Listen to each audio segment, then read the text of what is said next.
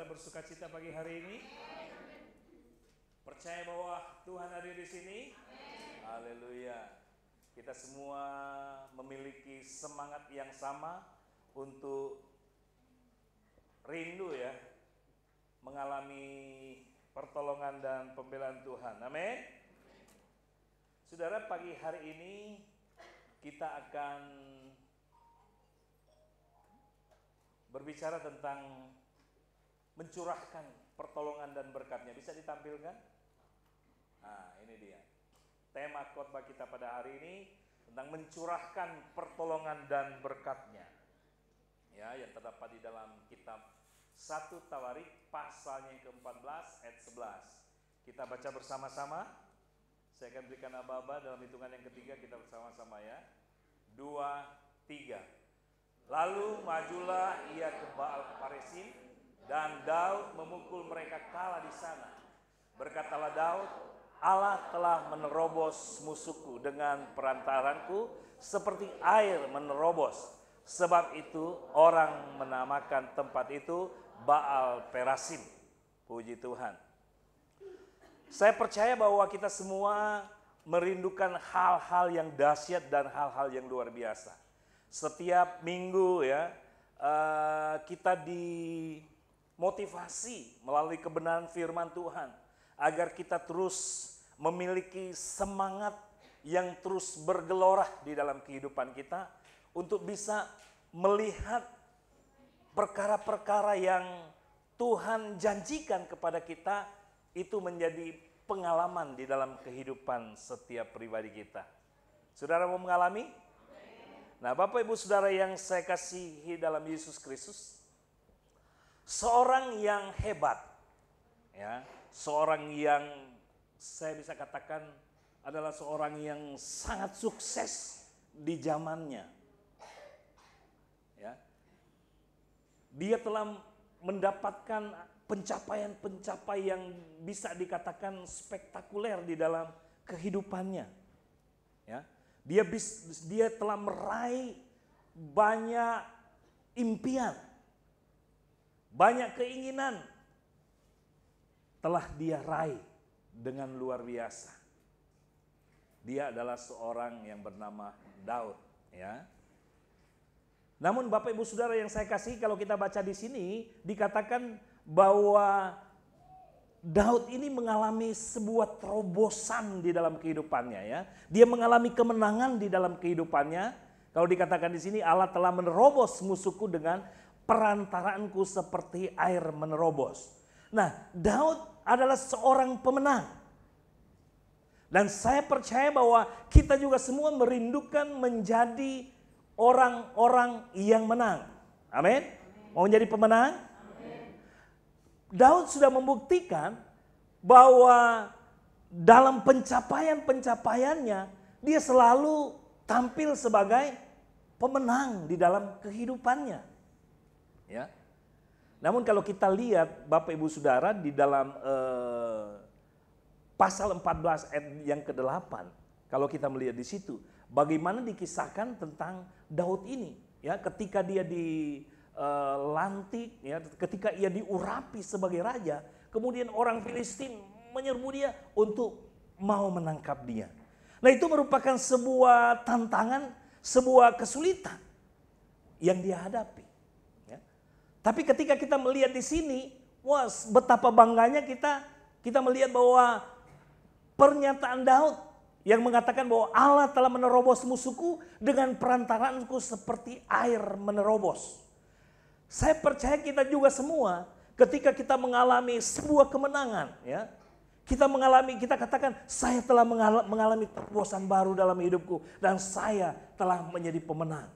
Oh, kita bangga. Dan orang lain mendengar, orang lain melihat bahwa kita adalah orang-orang yang menjadi pemenang. Orang lain bangga. Orang lain bisa terharu melihat keberhasilan, kesuksesan kita. Namun tahukah Bapak Ibu Saudara, di balik kesuksesan atau tahu nggak bahwa sebelum ia mengalami kesuksesan itu seperti Raja Daud, ya, Memang betul kita katakan bahwa dia sudah banyak mengalami kesuksesan. Tapi ternyata Bapak Ibu Saudara kalau kita melihat, Daud itu tidak sedikit dia mengalami kesulitan di dalam kehidupannya.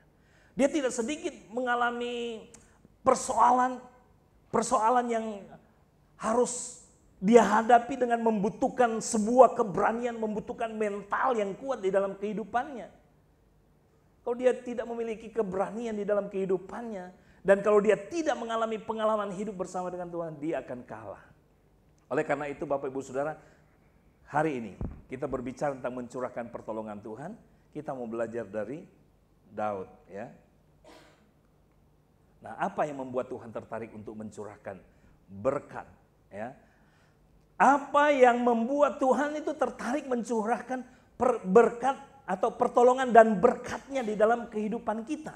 Nah, kita bicara belajar dari Raja Daud, Bapak Ibu Saudara, ya. Kita belajar dari Raja Daud. Bisa slide berikutnya atau saya akan menggunakan ini, ya. Nah, jadi kalau kita membaca Bapak Ibu Saudara di dalam kitab 1 Tawarik pasal 14 ayatnya yang ke-8, ya. Apa yang membuat Allah tertarik untuk mencurahkan pertolongan dan berkatnya kepada Daud? Ternyata Bapak Ibu Saudara, kalau saya bisa mengambil kesimpulan bahwa pertama, bahwa Daud ini adalah seorang yang hidup selalu mengandalkan Tuhan. Kenapa saya katakan bahwa dia adalah seorang yang selalu hidup mengandalkan Tuhan? Karena Daud selalu siap menghadapi permasalahan hidupnya. Nah, makanya dengan keberadaan kita, ketika menghadapi persoalan, siap nggak kita menghadapi masalah di dalam kehidupan kita? Banyakkan orang tidak siap menghadapi masalahnya, sehingga mereka mengalami kekalahan dalam kehidupannya. Tetapi Daud itu dia selalu siap menghadapi permasalahan hidupnya, karena memang ada hal yang melatar belakangi hidupnya, ya. Kalau kita lihat di dalam kitab Tawarik 1 Tawarik 14 ayat 8 dikatakan bahwa ketika didengar orang Filistin bahwa Daud telah diurapi menjadi raja atas Israel, ya, maka majulah semua orang Filistin untuk menangkap Daud.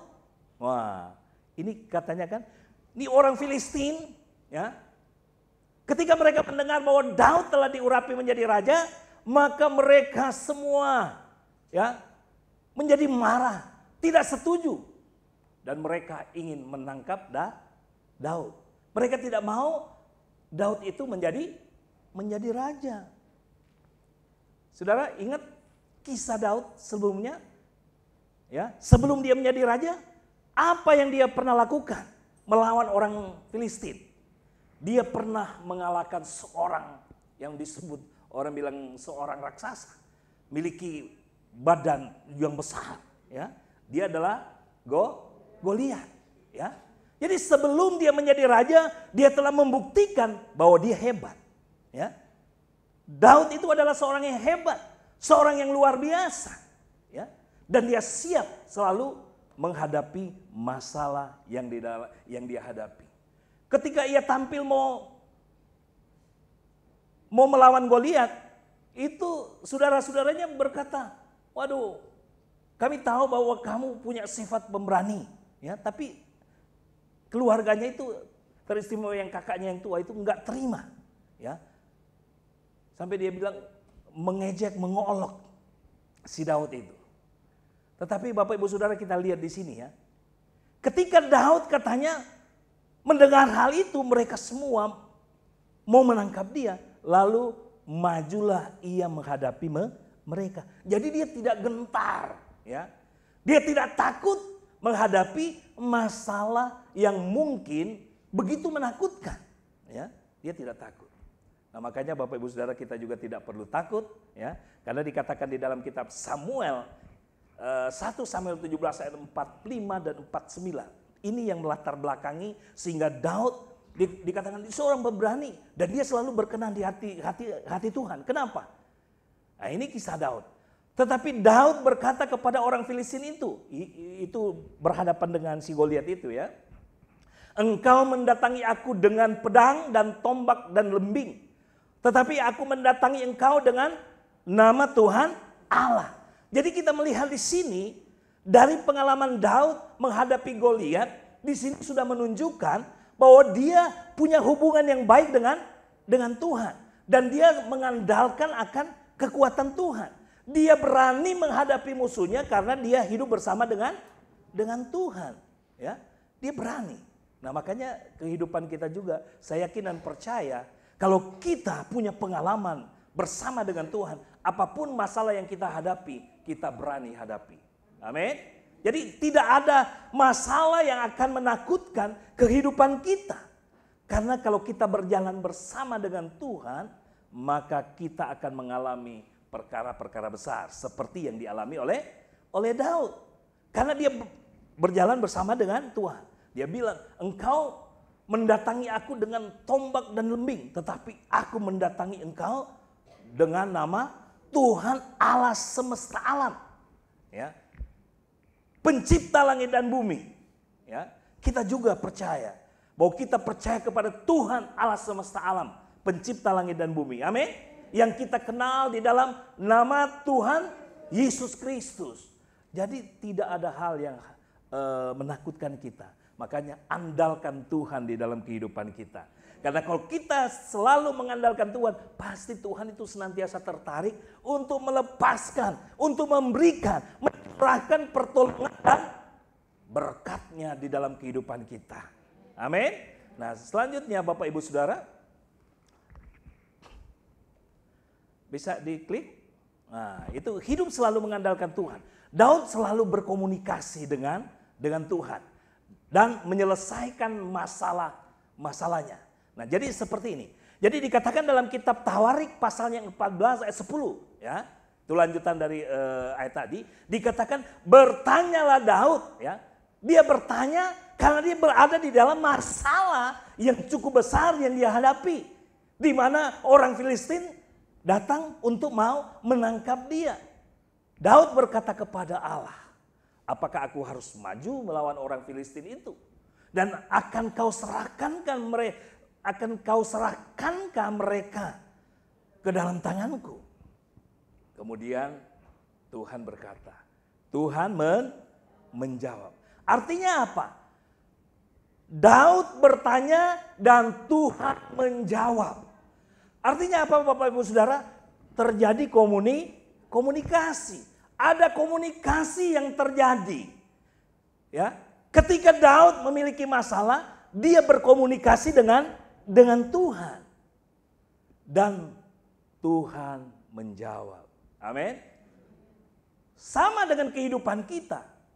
Ketika kita punya masalah, seharusnya, selayaknya kita orang yang percaya kepada Tuhan, kita harus berkomunikasi dengan Tuhan.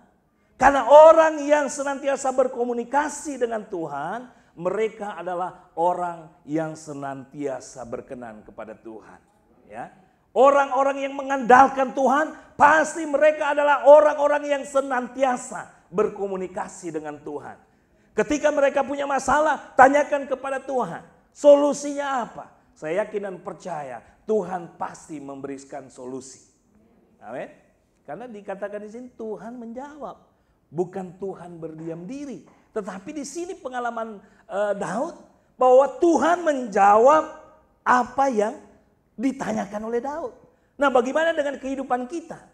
Suka bertanya nggak sama Tuhan kalau punya masalah? Halo? Berapa banyak saudara yang suka bertanya atau udah diam-diam aja lah gitu ya. Nanti selesai dengan sendirinya. Siapa yang suka menghadapi masalah dengan hadapi dengan sendirinya gitu kan. Saya bisa kok menyelesaikan masalah. Gak usah Tuhan, saya bisa. Ada? Yang berkata, saya bisa menyelesaikan semua masalah. Gak perlu Tuhan, saya bisa. Ada? Yang benar nih. Nyelesain sendiri, gak mau. Susah. Ya, Bapak Ibu Saudara, kita harus ikuti apa kata Tuhan karena kita orang percaya kepada Tuhan. Jadi mari, kalau kita punya masalah, beritahu kepada Tuhan. Apa yang harus kita lakukan? Solusi apa yang harus kita ambil di dalam setiap persoalan dan pergumulan kita. Jadi Daud bertanya, Tuhan menjawab. Katanya, majulah, aku akan menyerahkan mereka ke dalam tanganmu. Akhirnya apa yang terjadi Bapak Ibu Saudara? Si Daud maju apa berdiam diri?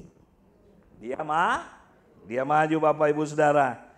Dia maju, kemudian ayat tadi muncul, ayat 11 yang kita baca tadi kan.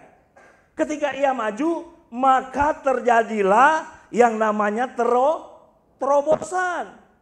Di dalam kehidupan kita juga ya, kita harus bergerak. Ya, bergerak maju supaya kita bisa mengalami terobosan di dalam kehidupan kita. Tanpa kita mau bergerak maju, kita tidak akan bisa mengalami terobosan. Atau tanpa kita melakukan sesuatu, ya kita tidak akan bisa mengalami terobosan. Ya, banyak hal kita tanyakan, terobosan apa yang perlu kita alami? Ya, entahkah kita butuh terobosan di dalam keuangan kita, ya kan? Kita harus tahu dulu dong, kesulitan kita di mana gitu ya. Persoalan kita di mana seperti Daud ya. Dia tahu masalahnya, kemudian dia minta kepada Tuhan untuk memberikan terobosan. Dan hal yang kedua Bapak Ibu Saudara, bahwa yang membuat Tuhan tertarik untuk mencurahkan pertolongan dan berkat-Nya kepada Daud, karena dia adalah seorang yang patuh. Ya. Dia seorang yang taat, dia adalah seorang yang patuh. Kita baca di dalam kitab 1 Tawarik pasal yang ke 1 Tawarik 14 ayat yang ke-11. Firman Tuhan itu slide selanjutnya. Nah, ini dikatakan ya. 1 Tawarik 14 ayat 11 dikatakan, lalu majulah ia ke Paresim, ya. Lalu majulah. Lalu itu maksudnya setelah Tuhan berbicara, setelah Tuhan menjawab, maka dia bergerak. Jadi kita juga harus nunggu aba-aba dari Tuhan. Kita harus nunggu apa perintah Tuhan. Kita harus nunggu apa yang disarankan Tuhan kepada kita untuk kita lakukan. Kalau dia katakan maju, ya kita maju. Amin. Tuhan katakan bergerak. Pasti engkau akan berhasil. Pasti engkau akan menang. Pasti kita akan mengalami. Karena seperti Daud. Lalu majulah ia ke Baal Paresim. Ya, dan Daud memukul mereka kalah di sana. Dan berkatalah Daud, Allah telah menerobos musuhku. Ya, kenapa? Firman Tuhan berkata, Allah telah menerobos musuhku. Katanya kan, dengan perantaraanku. Seperti air menerobos. Jadi ini memberitahukan kepada kita bahwa keberhasilan bukan karena kekuatannya sendiri, tetapi karena ada Allah di dalam kehidupannya. Demikian juga dengan kehidupan kita Bapak Ibu Saudara. Ya, sebagai orang yang percaya kepada Tuhan. Mungkin ada banyak persoalan pergumulan yang kita hadapi dan kita membutuhkan terobosan demi terobosan baru dalam hidup kita. Entahkah itu pekerjaan kita, usaha kita, ya, atau mungkin masalah di dalam kehidupan keluarga kita, ya. Kita berseru kepada Tuhan dan kita mengalami kemenangan di situ. Ingat, itu bukan karena kemampuan kita sendiri, itu bukan karena ya karena kita bisa, karena kita mampu.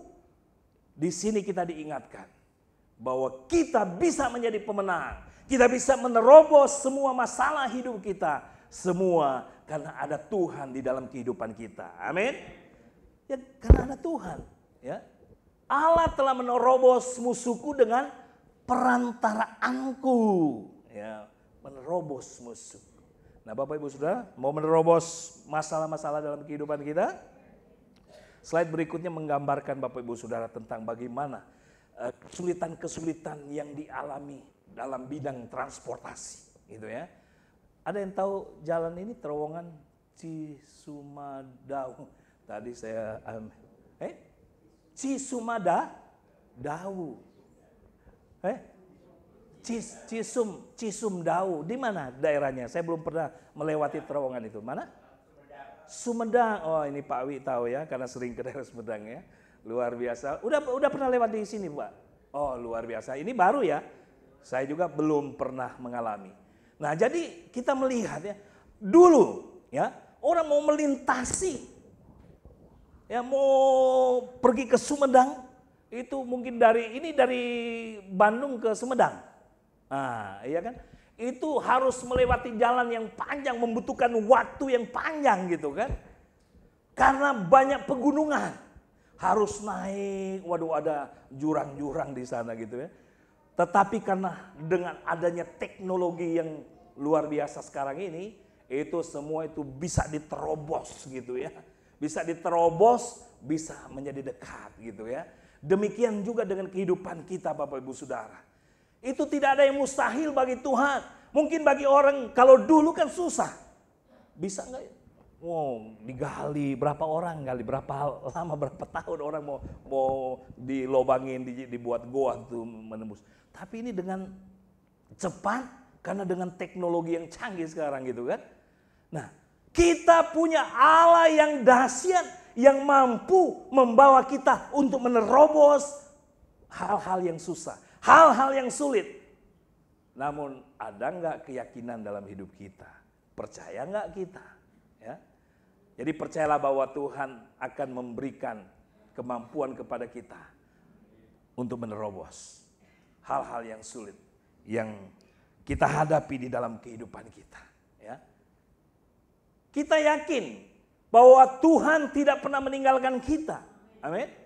Kalau Tuhan sudah memakai hamba-hambanya di masa-masa yang lampau, mengalami terobosan-terobosan yang baru, sekarang juga dia masih melakukan hal yang luar biasa. Amin. Di masa-masa yang lampau. Di slide berikutnya kita melihat ya, bagaimana Musa mengalami terobosan yang luar biasa ya. Pada saat mereka keluar dari tanah Mesir ya, mereka dikejar-kejar oleh tentara Firaun. Tibalah mereka di tepian pantai. Waduh, mereka mau kemana semua buntu kan? Mau maju kena, mundur kena. Maju gak bisa, itu lautan terbentang luas. Mau mundur, gak bisa, itu tentara di Mesir di belakangnya gitu. Tetapi Musa adalah orang yang mengandalkan Tuhan. Akhirnya apa yang terjadi? Tuhan buat terobosan yang baru. Tuhan membelah laut. Kemudian Musa dan umatnya bisa menyeberang. Ya.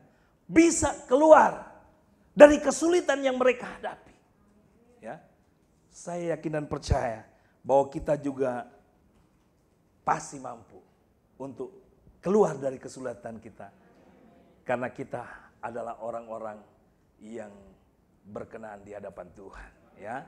Kita adalah orang yang mengandalkan Tuhan. Oleh karena itu andalkan Tuhan, ya. Walaupun kita memang pintar, cerdas, tapi andalkan Tuhan. Maka kepintaran, kecerdasan kita dipakai oleh Tuhan untuk menerobos hal-hal yang luar biasa. Nah, karena itu Bapak Ibu Saudara, ya, yang membuat Allah tertarik katanya bahwa karena kita ini adalah orang-orang yang mengandalkan Tuhan. Dan kedua, karena kita adalah orang-orang yang patuh atau taat. Nah, kalau begitu Bapak Ibu Saudara, bagaimana agar kita bisa menerima curahan pertolongan Tuhan? Slide berikutnya Bapak Ibu Saudara kita melihat ya. Bagaimana kita bisa mengalami curahan pertolongan Tuhan di dalam kehidupan kita? Nah, Saudara, ada 4 hal secara singkat. Saudara, di sini dikatakan bahwa hadapi masalah dengan penuh keberanian. Ya, berani nggak ngadepin masalah? Udah, misalnya menantu, berani hadapi mertua. Nah, Bapak Ibu Saudara, kita harus punya keberanian, ya. Seperti yang dikatakan di dalam 1 Tawarik tadi. Nah, jadi saya simpulkan dari 1 Tawarik pasalnya yang ke-14, ayat yang ke-8 sampai ayatnya yang ke-17. Jadi ada 4 hal, jadi kita harus ketahui. Pertama, harus ketahui pokok permasalahan dulu. Nah, ketahui pokok, slide berikutnya coba. Nah, kita harus ketahui pokok permasalahan. Kenapa? Yang tadi dikatakan di dalam 1 Tawarik 14 ayat yang ke-8, dikatakan bahwa Daud mengetahui kan, setelah ia ketahui, maka dia maju. Mereka sudah mau menangkap dan Daud tahu bahwa dia mau ditangkap. Kemudian dia bersiap-siap untuk maju. Namun dia harus bertanya kepada Tuhan. Jadi kita harus ketahui dulu pokok permasalahan kita. Kesulitan apa yang kita hadapi. Betul? Kalau kita tidak ada kesulitan, kita tidak ada masalah, berarti kan kita tidak perlu terobosan. Kita tidak perlu mengalami hal-hal yang luar biasa karena kita tidak ada masalah. Saudara mau pingin mengalami hal yang luar biasa? Siap hadapi masalah? Banyak orang siap mengalami hal yang luar biasa. Amin. Siap mengalami masalah? Tenang gitu. Nah, kita harus tahu permasalahan kita di mana. Entahkah usaha terancam bangkrut, punya usaha yang terancam bangkrut, mau kepingin bangkrut. Jadi misalnya, wow, usaha belum bangkrut, mau pingin ngalami terobosan, udah bangkrut aja. Bukan kayak begitu Bapak Ibu Saudara. Kalau kita diizinkan oleh Tuhan mengalami masalah, entahkah itu di dalam usaha kita, kita kepingin usaha kita berkembang, tapi kok ternyata mulai terancam bangkrut, ya. Nah, itu kan pokok permasalahan kita. Nah, kita tuh harus dikatakan, ya harus hadapi masalah itu dengan berani. Nah, Bapak Ibu Saudara, kita harus tahu, apakah kita terancam pekerjaan kita, entah hubungan keluarga tidak harmonis, ya. Ini masalah-masalah yang sering lah, yang kita mungkin kalau kita nggak dengar, yang kita yang mengalaminya, ya. Entahkah ada orang yang terlilit hutang gitu, ya. Entahkah mereka sakit penyakit yang tak kunjung sembuh. Nah, ini kita udah tahu nih sekarang ini. Kita mengidentifikasi masalah-masalah di dalam kehidupan kita. Kita harus tahu dulu pokok permasalahannya itu apa. Nah, kalau kita sudah tahu, nah, sampaikan kepada Tuhan. Seperti Daud. Jadi kalau udah tahu nih, nah makanya udah tahu ya hadapi masalah. Amin. Hal berikutnya, kita harus hadapi masalah dengan penuh keberanian. Nah, di sini kita lihat ya, masalah yang dihadapi oleh Daud kan dia menghadapi banyak orang Filistin sudah datang untuk mau menggerebek, untuk mau menangkap dia. Tetapi dia tetap memiliki keberanian, dia siap menghadapi masalah, ya. Karena apa? Dia punya pengalaman di dalam kehidupannya, seperti apa yang saya katakan tadi, ya, saat dia mengalahkan Goliat, ya. Saya kira kita semua punya pengalaman di masa-masa lalu. Saudara punya pengalaman? Mau mengalami sesuatu yang luar biasa lagi? Daud punya pengalaman di masa yang lampau, ya. Seperti dia, makanya dia katakan bahwa bersama Tuhan bisa lakukan perkara-perkara besar, ya. Dan bersama Tuhan aku bisa melakukan perkara-perkara besar karena dia pernah mengalaminya. Dalam menghadapi masalah dia tenang aja hidupnya, ya. Dia nggak gerasa gerusu, orang bilang kan. Kok banyak masalah tapi tenang bawaannya, ya. Seperti Daud, dia udah lihat itu. Waduh, musuhnya tinggi besar, tapi dia tenang aja gitu kan. Kamu mendatangi aku dengan lembing dan tombak, tapi aku mendatangi engkau dengan nama Tuhan Allah semesta alam, ya. Dia datang dengan tenang karena dia tahu dia ada bersama dengan Tuhan, dia disertai oleh Tuhan, makanya dia tenang, ya. Firman Tuhan bilang, hanya dekat Allah saja aku tenang. Bagaimana dengan kehidupan kita? Menghadapi sakit, penyakit gitu kan. Waduh, kalau udah sakit, kalau udah diinfus gitu kan, udah deg-degan jantungnya gitu ya. Aduh, sebentar lagi game over kali ini ya. Dihantui dengan ketakutan, apa seperti itu? Ya? Kita apapun masalahnya hadapi dengan senyum. Amin. Bisa nggak masalahnya kan? Ketika saya masuk di ICU juga, orang datang dengan wajah yang memprihatinkan, tapi saya berikan dengan senyuman gitu kan. Ya memang harus, kalau enggak, saya sering mengalami masalah-masalah. Sampai sekarang Bapak Ibu Saudara, kalau seperti sekarang kan enggak lihat ya, semangat ya. Beberapa hari yang lalu, saya ke hari Kamis ya. Saya ke rumah sakit, ke Kamis kan ada doa. Oh iya ya, tetap ada doa, tapi saya ke rumah sakit. Saya ke rumah sakit, kontrol, karena jantung gitu kan. Kemudian saya nunggu dokter lama sekali. Jadi memang jadwalnya jam 1, tapi 2 jam sebelumnya kan udah harus ada di sana. Jadi jam 11 harus ada di sana. Udah daftar dulu. Nah, nungguin. Jam 4 istri saya WA. Gimana, udah ketemu dokter? Belum. Udah jam 4 gitu. Gimana, udah makan belum? Udah. Gimana, sehat? Pusing. Mungkin saking kecapean gitu kan. Waduh, pusing. Terus udah jam 6-an kayaknya, belum kebagian dokter gitu kan. Saya datang di ruang tempat pendaftaran itu ya. Saya tanya sama suster, itu dokternya ntar lagi mungkin selesai, waktunya sampai jam berapa? Nanti saya kebagian nggak ya? Dia bilang, oh iya Pak, kebagian, tenang aja, kebagian. Saya pikir kalau nggak kebagian, saya mau ke UGD, mau perpanjang obat gitu kan, mau perpanjang obat aja. Tapi saya pusing, udah sakit gitu ya. Saya datang lagi ke depan pintu dokter, ya baru urutan 51, saya urutan 82, waduh. Gitu ya. Memang kata suster, yang penting sabar Pak, dokter itu nggak pernah nolak pasien, yang penting sabar katanya. Ya udah, kita sabar. Nah, tapi udah tambah pusing.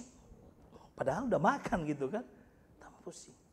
Udah, saya pikir udah jalan-jalan aja. Sampai waduh, kelayangan. Saya udah mau masuk di UGD, saya pikir, wah saya bisa nggak saya masuk aja itu. Udah pusing, jangan sampai saya kena serangan lagi kayak waktu lalu gitu kan. Akhirnya udahlah, dalam nama Yesus. Akhirnya balik lagi ya, udah akhirnya saya kebagian udah malam gitu ya. Udah malam, kemudian ketemu dokter. Saya langsung bilang sama dokter, dok, ini kepalanya suka sakit nih, udah sering ini, keseringan. Gimana? Bisa nggak di CT scan? Oh ini bukan, ini kasus yang berbeda katanya kan. Wah, kasus yang berbeda.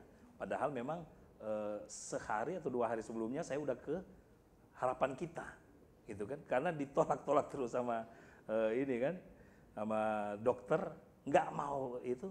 Akhirnya ada kawan ketua sinode suruh, udahlah ke sana katanya. Udah, yang penting kalau saya di sana ada tanggungan. Wah, udah dibiayain gitu. Udah dibiayain. Tapi di sana juga dia nggak bisa langsung CT scan di Harapan Kita. Dia bilang minggu depan harus jadwalnya. Bisa sekarang ini tapi apa namanya? Treadmill ya. Treadmill apa treadmill ya? Betul ya? Treadmill ya. Setelah bicara-bicara dia bilang, nggak bisa juga dilakukan. Karena bapak itu, Pak David itu baru habis makan obat bisosporol katanya kan. Nanti ini nyamar, kabur katanya, ini susah untuk menilainya gitu kan. Jadi jadwal minggu depan aja, akhirnya ya minggu depan, Selasa besok. Nah akhirnya kejadian saya ceritakan ke dokter itu kan, waduh gimana. Tapi tetap dia nggak ini mau CT scan gitu kan. Terus dia bilang, ini kasus yang berbeda katanya. Terus dia bilang, saya referensikan ke dokter saraf katanya kan. Nah, akhirnya direferensi ke dokter saraf, tapi nanti tanggal 17 saya ke sana lagi. Cek, masuk apa? MRI ya? Mungkin itu yang dimaksudkan oleh dokter itu ya. Tapi udah, wah Tuhan. Tapi nggak ada istilahnya, memang ada sakitnya, ya kita nahan sakit gitu kan, tapi nggak membuat kita, ada kan orang yang, waduh udah ketakutan gitu kan, tenang aja gitu kan, tenang menghadapi masalah, karena harus dekat dengan Tuhan. Kalau memang Tuhan sudah bilang itu, David, sini, iya kan, istri saya bilang, jangan dulu, Tuhan bilang, cepat. Istri saya bilang, anak masih membutuhkan bapaknya. Tuhan bilang, sudah cukup. Tapi Tuhan punya kehendak ya, yang berbeda. Sampai sekarang ya sehat ya. Sehat. Jadi bantu dalam doa. Amin. Kita saling membantu dalam doa. Yang penting hadapi masalah dengan senyum, hati yang tenang, gembira. Firman Tuhan bilang, hati yang gembira adalah obat. Nah kalau udah hatinya nggak gembira, waduh lebih repot lagi. Jadi hadapi masalah dengan penuh keberanian, karena kita tahu kita punya pengalaman. Karena saya itu selalu menghadapi masalah seperti itu tenang. Kenapa? Saya banyak kesaksian. Ya sering kan saya pernah bilang, itu udah 10 tahun yang lalu ginjal saya bermasalah, divonis dokter harus dirawat. Sampai sekarang sehat, sembuh kan. Berapa kali Tuhan berikan kesehatan. Sekarang masih juga terus bergumul, Tuhan sehatkan tubuhku. Ada yang sakit di sini? Ada yang takut mengalami masalah setelah sakit? Kelanjutan? Jangan ya Bapak Ibu Saudara ya. Kalau firman Tuhan bilang kan, mati itu untung. Mati itu adalah keuntungan. Tapi si Paulus bilang kan, dia lebih memilih untuk diam, untuk tinggal, supaya dia bisa menjadi berkat bagi banyak orang. Demikian juga dengan kita ya. Jadi udah dekatkan diri kita kepada Tuhan. Ya. Masalah apa yang kita hadapi? Kita harus dekatkan diri kita kepada Tuhan sehingga kita bisa melihat perkara yang dahsyat. Oleh karena itu kita sudah tahu nih pokok permasalahan kita. Ya kita harus komunikasikan dengan Tuhan. Saya tahu ini saya bermasalah di sini. Saya berkomunikasi dengan Tuhan. Tuhan tolong diri saya. Makanya kita harus selalu berkomunikasi. Berdoa. Doa pada Tuhan. Tuhan tolong. Saya sakit ini. Tuhan tolong. Saya bergumul dengan keluarga saya. Saya pingin keluarga yang terus menjadi keluarga yang harmonis, bisa menjadi contoh dan teladan. Sekarang belum menjadi contoh. Tolong Tuhan, supaya banyak orang bisa meneladani keluarga atau diri saya. Itu pergumulan kita. Tolong Tuhan, agar supaya usaha pekerjaan saya berhasil, sukses. Supaya saya bisa menjadi berkat bagi banyak orang. Tolong Tuhan. Ya. Nanti kalau kita sudah sampaikan begitu, ya Tuhan akan berbicara kepada kita. Amin. Makanya kita harus baca firman. Karena melalui pembacaan firman Tuhan ini, Tuhan berbicara kepada kita. Melalui ayat-ayat firman Tuhan. Kita harus mendengarkan firman Tuhan yang disampaikan oleh hamba-hamba Tuhan. Ya, supaya kita bisa tahu, oh Tuhan berbicara kepada saya. Lewat firman Tuhan yang memotivasi saya. Waduh saya udah gak punya semangat. Tapi dengan firman Tuhan yang datang, yang kita dengar, kita kembali semangat.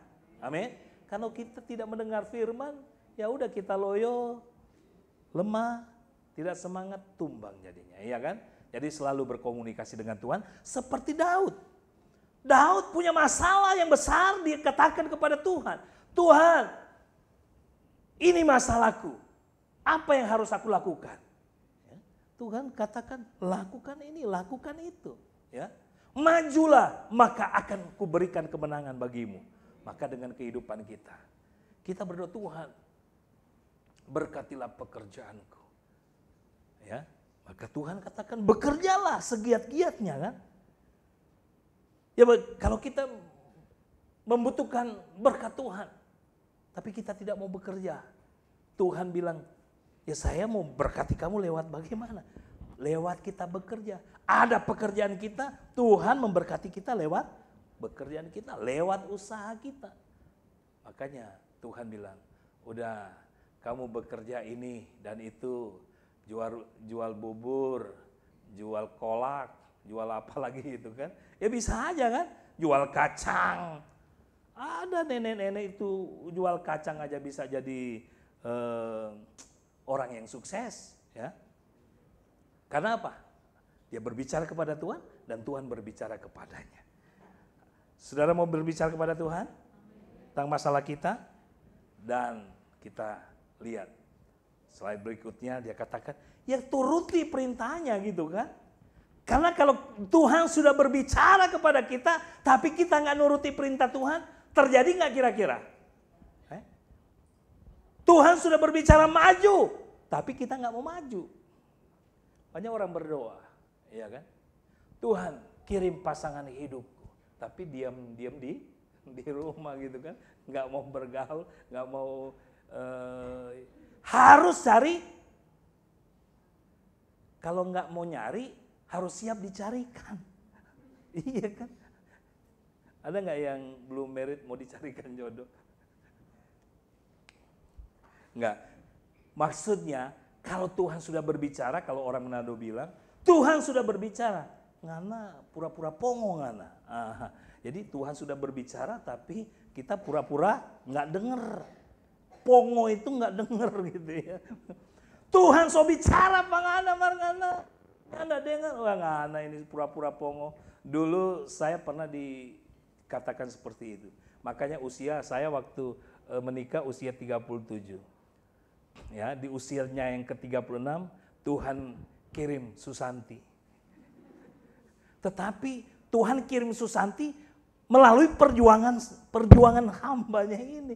Coba kalau saya nggak datang ke gereja, ini di gereja Jelambar yang mereka bilang gereja GPKD yang paling besar loh di Jakarta kan, saya datang gitu kan.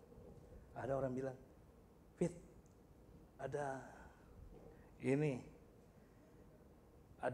wanita yang cocok dengan kamu, mau nggak? Mereka nggak tahu, memang dia yang dituju gitu ya. Dan Tuhan sudah berbicara, ya.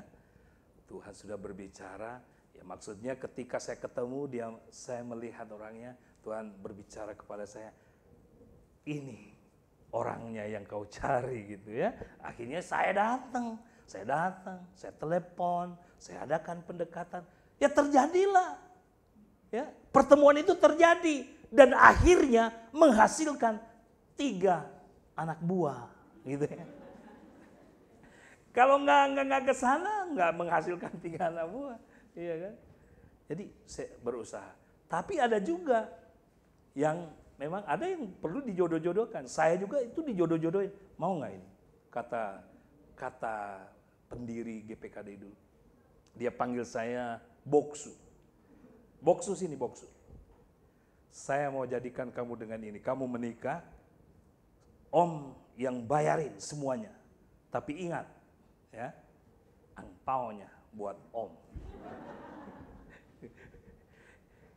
Tapi banyak loh yang mengalami hal seperti itu, mereka bahagia melalui perjodohan begitu. Tapi yang penting Bapak Ibu Saudara, jodohnya itu diketemukan sesama seiman di dalam gereja, bukan diketemukan di halte terus langsung dipasangkan gitu kan. Ketemu di terminal, ada aja sih. Orang ketemu di Facebook bisa aja gitu kan.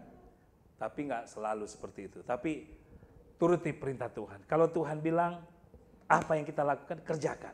Tuhan mau membuat usaha kita, kerjakan. Ya. Jangan, wah usaha kita itu kecil.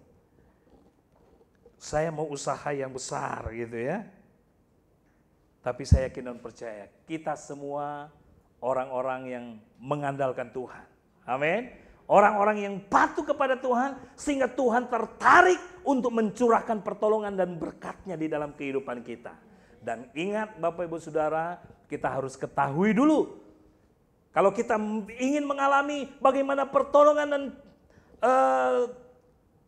berkat Tuhan dicurahkan atas hidup kita, ya kita harus tahu dulu. Ini kita mau diberkati dalam mana? Kita mengalami persoalan di mana? Pergumulan kita di mana? Sampaikan kepada Tuhan. Komunikasikan hal itu kepada Tuhan. Ya. Setelah kita komunikasikan hal itu kepada Tuhan, yakinkan ya bahwa kita akan terus menuruti apa kata Tuhan. Apa yang diperintahkan oleh Tuhan, lakukan. Saudara mau menuruti perintah Tuhan? Amin-amin aja nih. Bener nih. Kalau Tuhan suruh, ada kan? Tuhan suruh rajin ke gereja. Tunggu dulu, sebulan cukup sekali lah. Gitu ya. Ada nggak yang ibadah sebulan cukup sekali? Ada di sini? Nggak ada ya?